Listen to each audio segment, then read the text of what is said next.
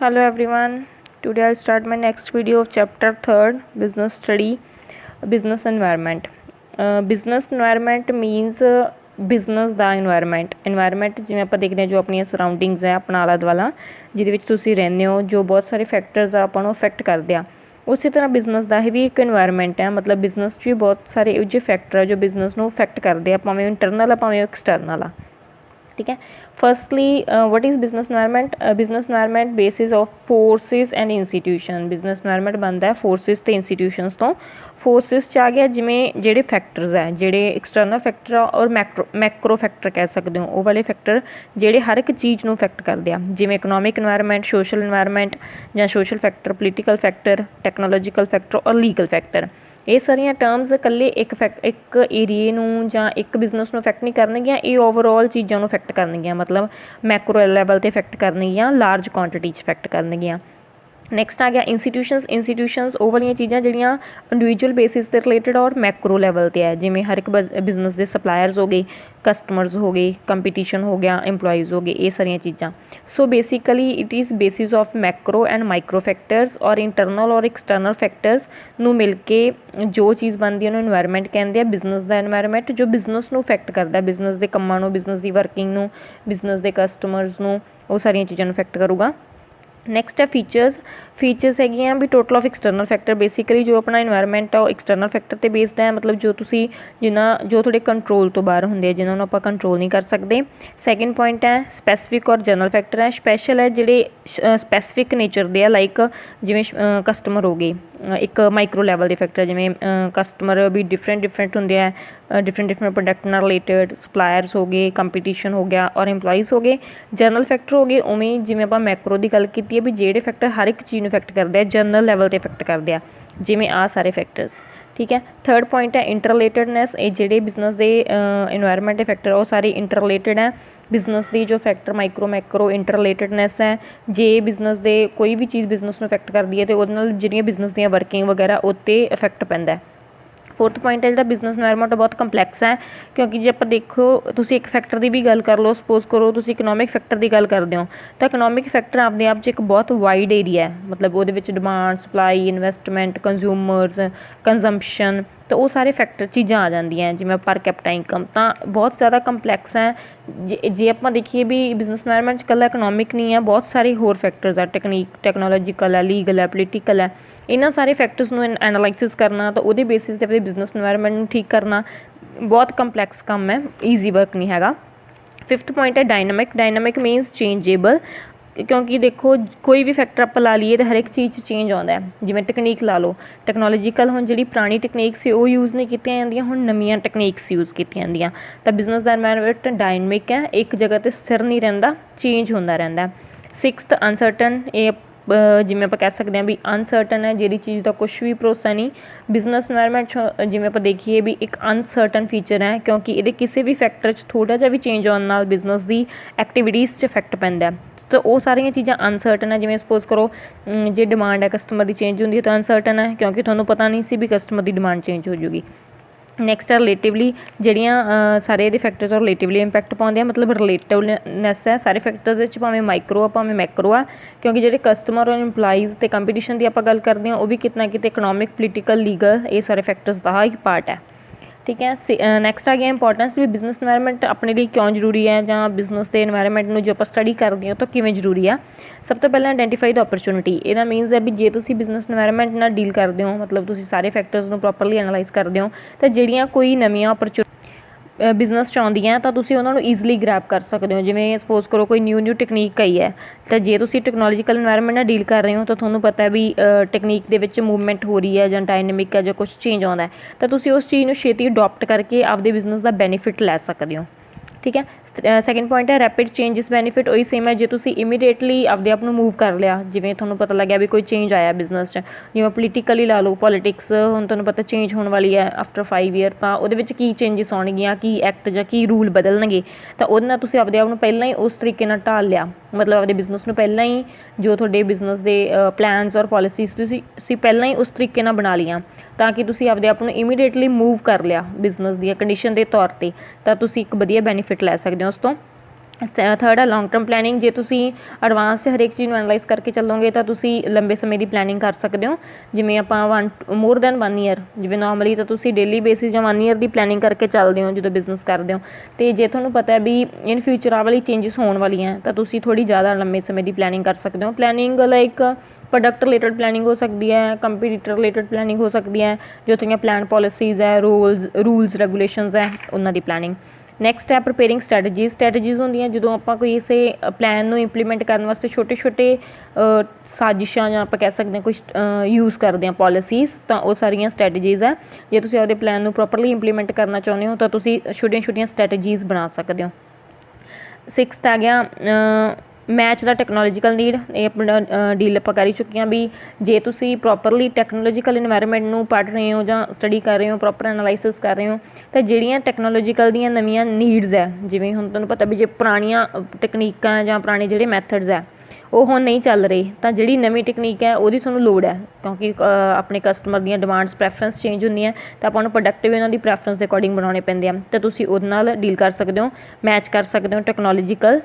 Needs ਦੇ ਨਾਲ ਆਪਦੇ ਆਪ ਨੂੰ। ਠੀਕ ਹੈ। 6th ਪੁਆਇੰਟ ਹੈ ਇੰਪਰੂਵ ਦਾ ਮਾਰਕੀਟ ਸ਼ੇਅਰ। ਜਿਵੇਂ ਮਾਰਕੀਟ 'ਚ ਤੁਹਾਡੀ ਗੁੱਡਵਿਲ, ਜੇ ਤੁਸੀਂ ਬਿਜ਼ਨਸ ਐਨਵਾਇਰਨਮੈਂਟ ਨਾਲ ਡੀਲ ਹੋ ਕੇ ਚੱਲ ਰਹੇ ਹੋ, ਤੁਸੀਂ ਇੱਕ ਤਰ੍ਹਾਂ ਦਾ ਅੱਗੇ ਰਹੋਗੇ ਬਾਕੀ ਬਿਜ਼ਨਸ ਨਾਲੋਂ, ਜਾਂ ਆਪਦੇ ਆਪ ਨੂੰ ਉਹਨਾਂ ਦੇ ਬਰਾਬਰ ਰੱਖੋਗੇ। ਮਤਲਬ ਜੇ ਤੁਹਾਨੂੰ ਐਨਵਾਇਰਨਮੈਂਟ ਬਾਰੇ ਕੁਛ ਪਤਾ ਹੀ ਨਹੀਂ, ਤੁਹਾਨੂੰ ਪਤਾ ਹੀ ਨਹੀਂ ਵੀ ਕੋਈ ਨਵੀਂ ਟੈਕਨੀਕ ਆ ਰਹੀ ਹੈ ਬਿਜ਼ਨਸ 'ਚ, ਤਾਂ ਤੁਸੀਂ ਆਪਣੀਆਂ ਪੁਰਾਣੀਆਂ ਟੈਕਨੀਕ ਯੂਜ਼ ਕਰੋਗੇ, ਇਸ ਨਾਲ ਤੁਸੀਂ ਮਾਰਕੀਟ 'ਚ ਪਿੱਛੇ ਰਹਿ ਜਾਓਗੇ। ਪਰ ਜੇ ਤੁਸੀਂ ਪ੍ਰੋਪਰਲੀ ਐਨਾਲਾਈਸਿਸ ਕਰਕੇ ਔਰ ਬਿਜ਼ਨਸ ਐਨਵਾਇਰਨਮੈਂਟ ਦੇ ਨਾਲ ਚੱਲ ਰਹੇ ਹੋ तो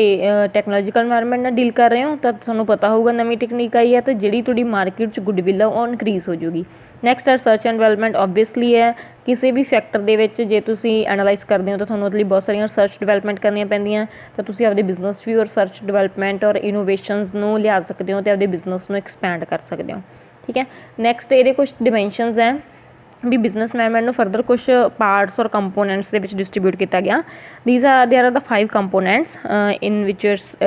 these are in your syllabus. These are economics, legal, social, political and technological environment. सब तो पहला थोड़ा इकनॉमिक इन्वायरमेंट बारे आप स्टडी करते हैं, लाइक वट इज़ इकनॉमिक्स। जिमें इकनॉमिक्स बारे पढ़ते हैं भी इकनॉमिक्स के डिमांड होंगी है, सप्लाई होंगी है,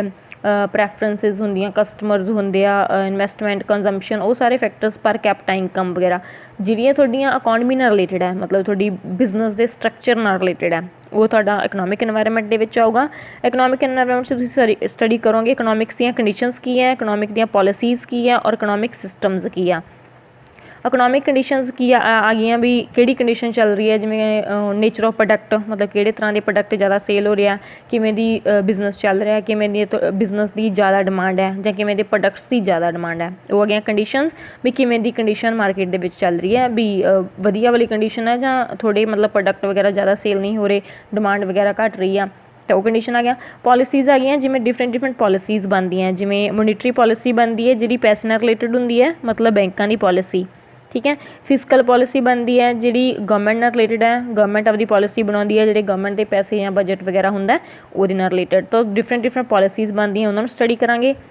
नैक्सट आ गया सिस्टम। जो इकनॉमिक्स है वो 3 तरह के सिस्टम है, socialist, capitalist and communist. Socialist जो सोसाइटी नाल रिलेटेड है, कैपिटलिस्ट जो फैक्ट्रियां और बिजनेस नाल रिलेटेड है, एंड कम्यूनिस्ट आ गया जो कम्यूनिटी नाल रिलेटेड और दोवां दा मर्ज होंदा है। तो ये सारिया चीज़ों तुसीं स्टडी करोगे। बाकी जो तुहाडा इकनॉमिक्स आ उहदे च आपां देखते हैं भी अपनी जिहड़ी सेविंग इन्वेस्टमेंट कितनी है वो देखोगे, पब्लिक दी प्राइवेट सैक्टर, पब्लिक ते प्राइवेट सैक्टर कितने भी मतलब उन्हों दा की रोल है। ठीक है। GDP मतलब gross domestic product, gross national product, इन्हां बारे पढ़ोगे। ट्रांसपोर्ट ते कम्यूनीकेशन दी फैसिलिटीज़ बारे, एग्रीकल्चर प्रोडक्शन बारे, balance of trade, balance of payment, ये सारे तुहाडे इकनॉमिक्स का पार्ट है। नैक्सट आ गया तुहाडे कोल सोशल कल्चर। सोशल कल्चर जिवें आपां कहने सोसाइटी नाल रिलेटेड जिहड़ियां अपनियां जो अपनी सोसाइटी है, तो सोसाइटी नूं भी ओबवियसली तुसीं ध्यान रखोगे। जो तुसीं अपने बिजनेस नूं एक्सपैंड करना चाहुंदे हो, डिवेलप करना चाहुंदे हो, तो सोसाइटी सब तो मेन रोल प्ले करती है। तो ये आ जाऊगा सारा अपना सोशल सैटअप, जिवें आपां कहने अपनी सोसाइटी किवें दी है, जिवें कल्चर की गल कर सकते हैं भी किहड़ा तुसीं कल्चर फॉलो करते हो, ਜਾਂ ਕਿਹੋ ਜਿਹੇ ਕਲਚਰ 'ਚ ਤੁਸੀਂ ਰਹਿੰਦੇ ਹੋ, ਕੀ ਤੁਹਾਡੀਆਂ ਐਥੀਕਲਸ ਵੈਲਿਊ ਹੈ, ਕੀ ਸਟੈਂਡਰਡਸ ਹੈ, ਠੀਕ ਹੈ। ਜਿਵੇਂ ਐਜੂਕੇਸ਼ਨ ਆ ਗਿਆ,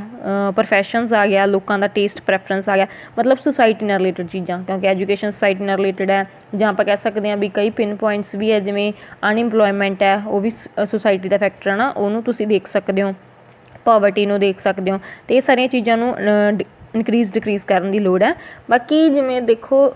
ਜਿਹੜਾ ਤੁਹਾਡਾ ਸੁਸਾਇਟੀ ਹੈ, ਸੁਸਾਇਟੀ ਦੇ ਵਿੱਚ ਆਪਾਂ ਦੇਖ ਸਕਦੇ ਹਾਂ ਵੀ ਆਪਣੀ ਡਿਮਾਂਡ ਔਰ ਸਪਲਾਈ ਪ੍ਰੋਡਕਟ ਦੀ ਕਦੋਂ ਇਨਕਰੀਜ਼ ਡਿਕਰੀਜ਼ ਹੁੰਦੀ ਹੈ। ਜਿਵੇਂ ਦੇਖੋ ਆਪਣੇ ਕੋਈ ਫੈਸਟੀਵਲਸ ਹੁੰਦੇ ਆ, ਜਿਵੇਂ ਦੀਵਾਲੀ ਹੈ ਜਾਂ ਕੋਈ ਵੀ ਮਤਲਬ ਮੇਨ ਫੈਸਟੀਵਲ ਹੁੰਦੇ ਆ, ਤਾਂ ਜਿਵੇਂ ਜਿਵੇਂ ਉਹ ਪਰਟੀਕੂਲਰ ਫੈਸਟੀਵਲ ਆਉਂਦਾ ਜਾਂ ਉਹ ਪਰਟੀਕੂਲਰ ਡੇ ਆਉਂਦਾ, ਤਾਂ ਉਸ ਡੇ 'ਤੇ ਉਹਦੇ ਨਾਲ ਰਿਲੇਟਡ ਪ੍ਰੋਡਕਟ ਦੀ ਡਿਮਾਂਡ ਜ਼ਿਆਦਾ ਹੋਊਗੀ, ਤਾਂ ਤੁਸੀਂ ਉਹ ਚੀਜ਼ਾਂ ਨਾਲ ਡੀਲ ਕਰ ਸਕਦੇ ਹੋ। ਜਿਵੇਂ ਆਪਾਂ ਹੋਲੀ 'ਤੇ ਕਹਿੰਦੇ ਹਾਂ ਕਲਰਸ ਦੀ ਡਿਮਾਂਡ ਹੈ, ਉਦੋਂ ਤੁਸੀਂ ਕਲਰਸ ਨੂੰ ਜ਼ਿਆਦਾ ਪ੍ਰਿਵਿਲੇਜ ਦੇ ਸਕਦੇ ਹੋ। ਜਿਵੇਂ ਦੀਵਾਲੀ 'ਤੇ ਕਹਿੰਦੇ ਹਾਂ ਦੀਏ ਜਾਂ ਆਪਣੇ ਕਰੈਕਰਸ ਹੈ, ਪਟਾਕਿਆਂ ਦੀ ਜ਼ਿਆਦਾ ਡਿਮਾਂਡ ਹੋਊਗੀ, ਤਾਂ ਉਸ ਟਾਈਮ 'ਤੇ ਆਪਾਂ ਉਸ ਚੀਜ਼ ਨਾਲ ਡੀਲ ਕਰ ਸਕਦੇ ਹਾਂ, ਠੀਕ ਹੈ। ਬਾਕੀ ਜੇ ਤੁਸੀਂ ਸੋਸ਼ਲ ਇਨਵਾਇਰਮੈਂਟ ਨੂੰ ਡਿਵੈਲਪ ਕਰਨਾ ਚਾਹੁੰਦੇ ਹੋ, ਤਾਂ ਇੱਕ ਤਾਂ ਵਿਮਨਸ ਨੂੰ ਅੱਗੇ ਲੈ ਕੇ ਆਉਣਾ ਪਊਗਾ, ਮਤਲਬ ਐਜੂਕੇਸ਼ਨ ਟੂ ਵਿਮਨ, ਠੀਕ ਹੈ। ਨੈਕਸਟ ਹੈਲਥ ਅਤੇ ਫਿਜ਼ੀਕਲ ਫੈਸਿਲਿਟੀਜ਼ ਪ੍ਰੋਵਾਈਡ ਕਰਨੀਆਂ ਪੈਣਗੀਆਂ।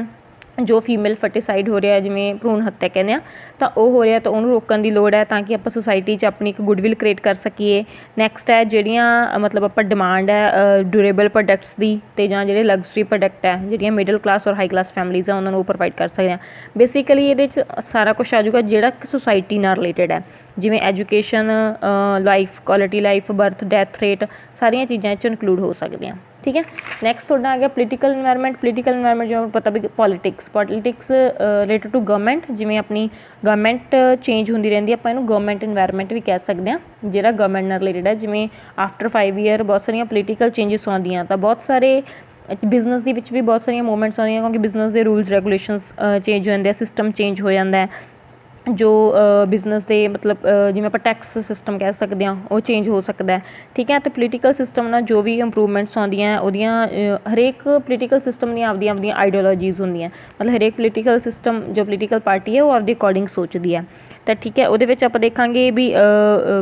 ਕਿਹੜੇ ਇੰਪੋਰਟੈਂਟ ਫੈਕਟਰ ਹੈ ਜਿਹੜੇ ਇਨਫਲੂਐਂਸ ਕਰਨਗੇ। ਇਹਦੇ 'ਚ ਆ ਜਾਊਗਾ ਜਿਹੜਾ ਤੁਸੀਂ ਸਿਸਟਮ ਫੋਲੋ ਕਰਦੇ ਹੋ, ਮਤਲਬ ਕਿਹੜੀ ਗਵਰਨਮੈਂਟ ਨੂੰ ਤੁਸੀਂ ਫੋਲੋ ਕਰ ਰਹੇ ਹੋ, ਉਸ ਗਵਰਨਮੈਂਟ ਦਾ ਐਟੀਟਿਊਡ ਕੀ ਹੈ, ਉਹ ਗਵਰਨਮੈਂਟ ਕਿਹੜੇ ਸਿਸਟਮ ਨੂੰ ਫੋਲੋ ਕਰਦੀ ਹੈ। ਮਤਲਬ ਕਿ ਮੋਸਟਲੀ ਕਈ ਗਵਰਨਮੈਂਟਸ ਹੁੰਦੀਆਂ ਜਿਹੜੀਆਂ ਐਗਰੀਕਲਚਰ ਸੈਕਟਰ ਨੂੰ ਜ਼ਿਆਦਾ ਪ੍ਰਿਵਿਲੇਜ ਦਿੰਦੀਆਂ, ਠੀਕ ਹੈ। ਕਈ ਗਵਰਨਮੈਂਟ ਹੋਊਗੀ ਜਿਵੇਂ ਫੈਕਟਰੀਜ਼ ਔਰ ਬਿਜ਼ਨਸ ਨੂੰ ਜ਼ਿਆਦਾ ਪ੍ਰਿਵਿਲੇਜ ਦੇਊਗੀ, ਤਾਂ ਉਹ ਚੀਜ਼ਾਂ ਨੂੰ ਤੁਸੀਂ ਦੇਖੋਗੇ, ਠੀਕ ਹੈ। ਨੈਕਸਟ ਇਹਦੇ ਵਿੱਚ ਤੁਸੀਂ ਦੇਖ ਸਕਦੇ ਹੋ ਵੀ ਪੋਲੀਟੀਕਲ ਸਿਸਟਮ ਕਿਹੋ ਜਿਹਾ ਹੈ, ਕੰਸਟੀਟਿਊਸ਼ਨਲ ਫਰੇਮਵਰਕ, ਪੋਲੀਟਿਕਸ ਨਾਲ ਰਿਲੇਟਡ ਚੀਜ਼ਾਂ ਨੂੰ ਐਨਾਲਾਈਜ਼ ਕਰ ਸਕਦੇ ਹੋ ਔਰ ਦੇਖ ਸਕਦੇ ਹੋ, ਠੀਕ ਹੈ। ਨੈਕਸਟ ਆ ਗਿਆ ਤੁਹਾਡੇ ਕੋਲ legal environment. Legal environment related ਹੈ, ਲੀਗਲ ਇਨਵਾਇਰਮੈਂਟ ਰਿਲੇਟਡ ਆ ਲਾਅ ਨਾਲ। ਲਾਅ ਮਤਲਬ ਕਾਨੂੰਨ, ਜਿਵੇਂ ਆਪਾਂ ਕੋਈ ਪਰਟੀਕੂਲਰ ਐਕਟ ਜਾਂ ਪਰਟੀਕੂਲਰ ਕਾਨੂੰਨ ਬਣਦੇ ਆ, ਜਿਵੇਂ ਕੰਟਰੀ ਦੇ ਵਿੱਚ ਲੀਗਲ ਇਨਫੋਰਸਮੈਂਟ ਹੁੰਦੀ ਆ, ਤਾਂ ਜਿਹੜਾ ਲੀਗਲ ਇਨਵਾਇਰਮੈਂਟ ਆ ਉਹਦੇ ਵਿੱਚ ਬੇਸਿਕਲੀ ਲਾਅ ਨਾਲ ਰਿਲੇਟਡ ਗੱਲ ਕੀਤੀ ਜਾਂਦੀ ਹੈ। ਇਹਦੇ ਵਿੱਚ ਜਿਵੇਂ ਕੀ ਇਨਫਲੂਐਂਸਿਸ ਹੋਇਆ, ਜਿਵੇਂ ਕਿ ਲਾਇਸੈਂਸਿੰਗ ਸਿਸਟਮ ਘੱਟ ਗਿਆ। ਹੁਣ ਮਤਲਬ ਪਹਿਲਾਂ ਆਪਾਂ ਨੂੰ ਹਰ ਇੱਕ ਜਗ੍ਹਾ 'ਤੇ ਜਾਣ ਆਉਣ ਲਈ ਲਾਇਸੈਂਸ ਲੈਣਾ ਪੈਂਦਾ ਸੀ, ਹੁਣ ਉਹ ਲਾਇਸੈਂਸ ਨੂੰ ਕੀ ਕੀਤਾ ਗਿਆ, ਅਬੋਲਿਸ਼ ਕੀਤਾ ਗਿਆ, ਠੀਕ ਹੈ। ਨੈਕਸਟ ਆ ਗਿਆ ਆਪਣੇ ਕੋਲ ਜਿਵੇਂ ਆਪਾਂ ਨੂੰ ਵਾਰਨਿੰਗਸ ਮਿਲਦੀਆਂ, ਜਿਵੇਂ ਬਹੁਤ ਸਾਰੀਆਂ ਲਾਅ ਬਣਦਾ ਵੀ ਤੁਸੀਂ ਤੰਬਾਕੂ ਪ੍ਰੋਡਕਟ ਨਹੀਂ ਯੂਜ਼ ਕਰ ਸਕਦੇ, ਜਾਂ ਜਿਵੇਂ ਪਰਟੀਕੂਲਰ ਜਿਵੇਂ ਪਬਲਿਕ ਪਲੇਸਿਸ ਹੈ ਉਸ ਜਗ੍ਹਾ 'ਤੇ ਤੁਸੀਂ ਤੰਬਾਕੂ ਪ੍ਰੋਡਕਟ ਨਹੀਂ ਯੂਜ਼ ਕਰ ਸਕਦੇ, ਫੈਕਟਰੀਜ਼ ਦੇ ਵਿੱਚ ਨਹੀਂ ਯੂਜ਼ ਕਰ ਸਕਦੇ, ਠੀਕ ਹੈ। ਨੈਕਸਟ ਆ ਗਿਆ ਜਿਵੇਂ ਤੁਸੀਂ ਜਿਹੜੇ ਐਲਕੋਹਲਿਕ ਪ੍ਰੋਡਕਟ ਹੈ, ਮਤਲਬ ਕਿ ਅਲਕੋਹਲਿਕ ਪ੍ਰੋਡਕਟ ਹੈ ਜਾਂ ਜਿਹੜੇ ਡਰੱਗਸ ਨਾਲ ਰਿਲੇਟਡ ਪ੍ਰੋਡਕਟ ਹੈ, ਤੁਸੀਂ ਉਹਨਾਂ ਦੀ ਐਡਵਰਟੀਜ਼ਮੈਂਟ ਨਹੀਂ ਕਰ ਸਕਦੇ। ਪੋਲਿਊਸ਼ਨ ਨੂੰ ਕੰਟਰੋਲ ਕਰਨਾ, ਇਹ ਸਾਰੇ ਆਪਣੇ ਲਾਅ ਨਾਲ ਰਿਲੇਟਡ ਹੈ, ਕਿਉਂਕਿ ਇਹ ਸਾਰੀਆਂ ਚੀਜ਼ਾਂ ਲਈ ਇੱਕ ਪਰਟੀਕੂਲਰ ਕਾਨੂੰਨ ਬਣਦਾ, ਅਤੇ ਉਹ ਕਾਨੂੰਨ ਦੇ ਅੰਡਰ ਰਹਿ ਕੇ ਤੁਸੀਂ ਇਹ ਚੀਜ਼ ਨੂੰ ਕੰਟਰੋਲ ਕਰ ਸਕਦੇ ਹੋ। ਅਤੇ ਨੈਕਸਟ ਆ ਗਿਆ ਜਿਵੇਂ ਕਿ private sector, entry of private sector in insurance sector, ਮਤਲਬ ਪ੍ਰਾਈਵੇਟ ਸੈਕਟਰ ਨੂੰ ਇੰਸ਼ੋਰੈਂਸ ਸੈਕਟਰ ਦਾ ਪਾਰਟ ਬਣਾਇਆ ਗਿਆ। ਜਿਵੇਂ ਆਪਾਂ ਦੇਖਿਆ ਵੀ ਪਬਲਿਕ ਸੈਕਟਰ ਦੀ ਹੁਣ ਡਿਮਾਂਡ ਘਟਣੀ ਸ਼ੁਰੂ ਹੋ ਗਈ, ਜ਼ਿਆਦਾਤਰ ਮੂਵਮੈਂਟ ਪ੍ਰਾਈਵੇਟ ਸੈਕਟਰ ਵੱਲ ਹੋਣੀ ਸ਼ੁਰੂ ਹੋ ਗਈ, ਕਿਉਂਕਿ ਪਬਲਿਕ 'ਚ ਕੁਛ ਉਹਦੇ ਪਿਨ ਪੁਆਇੰਟ ਸੀਗੇ, ਤਾਂ ਕਰਕੇ ਪ੍ਰਾਈਵੇਟ ਸੈਕਟਰ ਨੂੰ ਜ਼ਿਆਦਾ ਪ੍ਰਿਵਿਲੇਜ ਮਿਲੀ ਹੈ। Next is technological environment. Technological is related to technique, ਜਿਵੇਂ ਆਪਾਂ ਬਹੁਤ ਸਾਰੇ ਮੈਥਡ ਯੂਜ਼ ਕਰਦੇ ਹਾਂ ਪ੍ਰੋਡਕਸ਼ਨ ਕਰਨ ਦੇ। ਟੈਕਨੀਕਸ ਹੈ, ਜਿਵੇਂ ਪਹਿਲਾਂ ਓਲਡ ਟੈਕਨੀਕਸ ਯੂਜ਼ ਕੀਤੀਆਂ ਜਾਂਦੀਆਂ ਸੀ, ਪਹਿਲਾਂ ਸਾਰਾ ਕੰਮ ਹੱਥਾਂ ਨਾਲ ਹੁੰਦਾ ਸੀ, ਪਰ ਅੱਜ ਕੱਲ੍ਹ ਸਾਰਾ ਕੰਮ ਮਸ਼ੀਨਸ ਦੇ ਥਰੂ ਹੋਣਾ ਸ਼ੁਰੂ ਹੋ ਗਿਆ, ਤਾਂ ਉਹ ਜਿਹੜੀਆਂ ਚੇਂਜਿਸ ਆ ਰਹੀਆਂ ਉਹ ਸਾਰਾ ਟੈਕਨੋਲੋਜੀਕਲ ਇਨਵਾਇਰਮੈਂਟ ਹੈ। ਜਿਵੇਂ ਤੁਸੀਂ ਦੇਖ ਸਕਦੇ ਹੋ ਪਹਿਲਾਂ ਕਲਰ ਟੀਵੀ ਸੀ, ਹੁਣ ਜਿਹੜਾ ਪਹਿਲਾਂ black and white TV use ਕਰਦੇ ਸੀ, ਹੁਣ LED LCDs ਆ ਚੁੱਕੀਆਂ। ਠੀਕ ਹੈ, ਨੈਕਸਟ ਆਪਣੀਆਂ ਜਿਹੜੀਆਂ ਆਟੋਮੋਬਾਈਲ ਸੈਕਟਰ, ਜਿਵੇਂ ਆਪਾਂ ਕਾਰਜ਼ ਔਰ ਵਹੀਕਲਸ ਦੀ ਗੱਲ ਕਰਦੇ ਹਾਂ ਤਾਂ ਉਹਦੇ ਵਿੱਚ ਟੋਟਲੀ ਚੇਂਜ ਆ ਚੁੱਕੀ ਹੈ। ਨੈਕਸਟ ਜਿਹੜੇ ਆਪਣੇ ਪਹਿਲਾਂ ਵੀ ਹੱਥਾਂ ਨਾਲ ਟਾਈਪਿੰਗ ਕੀਤੀ ਜਾਂਦੀ ਸੀ, ਉਹ ਬਹੁਤ ਵੱਡੇ ਵੱਡੇ ਰਾਈਟਰਸ ਹੁੰਦੇ ਸੀਗੇ, ਉਹ ਟਾਈਪਿੰਗ ਬਹੁਤ ਪ੍ਰੋਬਲਮ ਆਉਂਦੀ ਸੀ। ਅੱਜ ਕੱਲ੍ਹ ਬਹੁਤ ਛੋਟੇ ਛੋਟੇ ਲੈਪਟਾਪ ਜਿਹੜੇ ਤੁਸੀਂ ਘਰੇ ਤੁਹਾਨੂੰ ਈਜ਼ਲੀ ਪ੍ਰੋਵਾਈਡ ਹੈ, ਵੀ ਤੁਸੀਂ ਆਪਦਾ ਕੰਮ ਕਰ ਸਕਦੇ ਹੋ। ਠੀਕ ਹੈ, ਨੈਕਸਟ ਆਪਣੇ ਆ ਗਿਆ ਡਿਊਰੇਬਲ ਪ੍ਰੋਡਕਟ। ਪਹਿਲਾਂ ਜਿਵੇਂ TV ਫਰਿੱਜ ਰੈਫਰੀਜਰੇਟਰ ਇਹਨਾਂ ਚੀਜ਼ਾਂ ਦੀ ACs ਦੀ ਡਿਮਾਂਡ ਘੱਟ ਸੀ, ਹੁਣ ਇਹਨਾਂ ਮਤਲਬ ਡਿਊਰੇਬਲ ਪ੍ਰੋਡਕਟ ਦੀ ਡਿਮਾਂਡ ਜ਼ਿਆਦਾ ਹੋ ਗਈ, ਕਿਉਂਕਿ ਅਕੋਰਡਿੰਗ ਟੂ ਜਿਵੇਂ ਆਪਾਂ ਚੇਂਜ ਹੁੰਦੇ ਜਾ ਰਹੇ ਹਾਂ, ਮਤਲਬ ਇਨਵਾਇਰਮੈਂਟ ਚੇਂਜ ਹੁੰਦਾ ਜਾ ਰਿਹਾ ਅਤੇ ਟੈਕਨੀਕ ਵੀ ਚੇਂਜ ਹੁੰਦੀ ਆ ਰਹੀ ਹੈ ਅਤੇ ਨਵੇਂ ਨਵੇਂ ਪ੍ਰੋਡਕਟ ਯੂਜ਼ ਕੀਤੇ ਜਾ ਰਹੇ ਆ। ਤਾਂ ਇਹ ਸਾਰਾ ਤੁਹਾਡਾ ਟੈਕਨੋਲੋਜੀਕਲ ਇਨਵਾਇਰਮੈਂਟ ਹੈ। ਇਹ 'ਚ ਤੁਸੀਂ ਟੈਕਨੀਕ ਨਾਲ ਕੋਪ ਅਪ ਕਰਕੇ ਚੱਲੋਗੇ। ਜੇ ਤੁਸੀਂ ਟੈਕਨੀਕ ਨਾਲ ਕੋਪ ਅਪ ਕਰਕੇ ਚੱਲੋਗੇ ਤਾਂ ਟੈਕਨੋਲੋਜੀ ਨਾਲ ਜੇ ਮੈਥਡਸ ਆਫ ਮਤਲਬ ਟੈਕਨੀਕਲ ਮੈਥਡਸ ਤੁਹਾਡੇ ਪ੍ਰੋਪਰ ਹੋਣਗੇ ਬਿਜ਼ਨਸ ਦੇ ਵਿੱਚ, ਤਾਂ ਤੁਸੀਂ ਵਧੀਆ ਪ੍ਰੋਡਕਟ ਕ੍ਰੀਏਟ ਕਰ ਸਕਦੇ ਹੋ ਅਤੇ ਜਿਹਦੇ ਨਾਲ ਤੁਹਾਡੀ ਬਿਜ਼ਨਸ ਦੀ ਐਫੀਸ਼ੀਐਂਸੀ ਇਨਕਰੀਜ਼ ਹੋ ਸਕਦੀ ਆ। ਠੀਕ ਹੈ, ਨੈਕਸਟ ਪੁਆਇੰਟ